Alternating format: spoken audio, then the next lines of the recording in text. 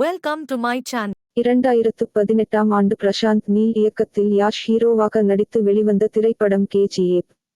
Action கதைக்களத்தில் உருவாகி இருந்த இப்படம் நல்ல வரவேற்பை பெற்றது.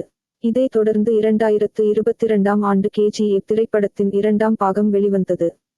முதல் நாளில் இருந்தே இப்படத்தின் வசூல் பாக்ஸ் ஆபிஸில் புது சாதனைகளை படைக்க துவங்கியது. கேஜிஎஃப் 3 இரண்டாம் பாகத்தின் முடிவில் யாஷ் இறந்து போவது போல் காட்டியிருந்தாலும் கேஜிஎஃப் 3ஆம் பாகத்திற்காக லீட் கொடுக்கப்பட்டு இருக்கும். இந்த நிலையில் இயக்குனர் பிரசாந்த் நீல் இப்படத்தின் 3ஆம் பாகம் குறித்து சமீபத்தில் பேசியுள்ளார். அதன்படி கேஜிஎஃப் 3 படம் நடக்கும். அதற்கான ஸ்கிரிப்ட் ஒர்க் ஏற்கனவே எழுதிவிட்டேன். அப்படி 3ஆம் பாகம் நடக்கவில்லை என்றால் கேஜிஎஃப் 2ஆம் பாகத்தின் இறுதியில் 3ஆம் பாகம் குறித்து காட்சியை வைத்திருக்க மாட்டோம்.